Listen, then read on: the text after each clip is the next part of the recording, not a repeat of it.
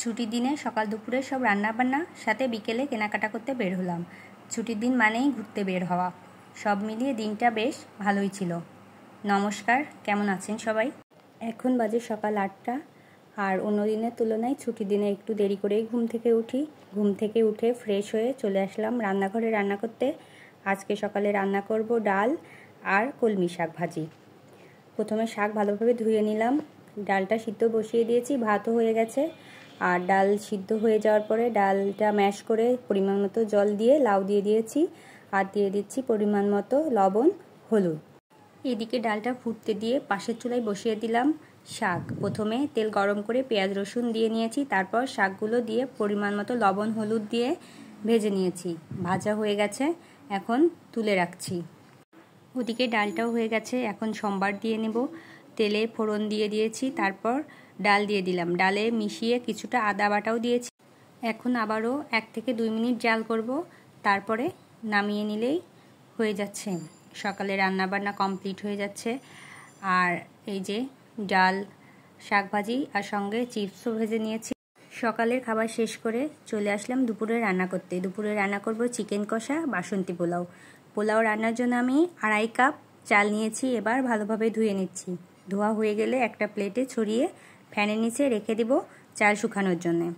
এবারে চিকেন টক দই আর লবণ দিয়ে ম্যারিনেট করে নিচ্ছি। ভালোভাবে ম্যারিনেট করে তারপরে কিছুক্ষণের জন্য ঢাকা দিয়ে রাখবো। আর পোলাও রান্নার জন্য কাজু কিশমিশটাও ভিজিয়ে নিলাম। চাল ভালোভাবে শুকিয়ে গেছে, এখন এর মধ্যে দিচ্ছি আদা বাটা, 3 থেকে 4টা কাঁচামরিচ, লবণ, হলুদ, চিনি। বাসন্তী পোলাও মিষ্টি হয়, তাই চিনির পরিমাণ বেশি দিচ্ছি, কারণ বাসন্তী পোলাওয়ের অপর নাম কিন্তু মিষ্টি পোলাও। আর সবশেষে দিয়ে দেব পরিমাণ মতো ঘি। আর ঘিয়ের পরিমাণটা আমি একটু বেশিই দিচ্ছি, কারণ পরবর্তীতে আমি আর ঘি অ্যাড করব না। এবার ভালোভাবে মাখিয়ে নেব। ভালোভাবে মাখানো হয়ে গেলে আবারও এটা কিছুক্ষণ ঢাকা দিয়ে রাখবো। এদিকে প্রথমে মাংস রান্না করে নিচ্ছি। তেলে দারচিনি, এলাচ, তেজপাতা ফোড়ন দিলাম, তারপর দিলাম রসুন বাটা। এবার একে একে বাকি মশলাগুলো দিচ্ছি। পেঁয়াজ বাটা, আদা বাটা, জিরে বাটা, মরিচ বাটা। কিছুক্ষণ কষিয়ে দিয়ে দিচ্ছি লবণ, হলুদ। তারপর আবারও কিছুক্ষণ কষিয়ে নেব।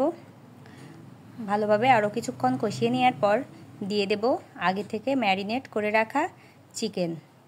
এবারে চিকেন দিয়ে একটু বেশি সময় ধরে কষাতে হবে, যতক্ষণ না পর্যন্ত মশলার কাঁচা গন্ধ চলে যায়। কষানো প্রায় শেষের দিকে দিয়ে দিলাম টমেটো সস। টমেটো সস কিন্তু চিকেনের স্বাদকে আরও বাড়িয়ে তোলে। আর কষানো কমপ্লিট হয়ে গেছে, এখন দিয়ে দিচ্ছি পরিমাণ মতো জল। তারপরে মাংস সিদ্ধ হয়ে গেলে নামানোর আগে দিয়ে দিলাম গরম মশলা। এখন নেড়েচেড়ে সব কিছু ভালোভাবে মিশিয়ে নিয়ে 1 থেকে 2 মিনিট মতো জাল করব, তারপর নামিয়ে নেব। এই যে নামিয়ে নিলাম, তৈরি আজকে চিকেন কষা। পোলাও রান্নার জন্যে তেল গরম করে ফোড়ন দিয়ে দিয়েছি। তারপর ফোড়নগুলো একটু ভেজে দিয়ে দিলাম আগে থেকে ভিজিয়ে রাখা কাজু কিশমিশ। এবার কাজু আর কিশমিশগুলো সোনালি করে ভেজে নেব। তারপর দিয়ে দিচ্ছি চালগুলো।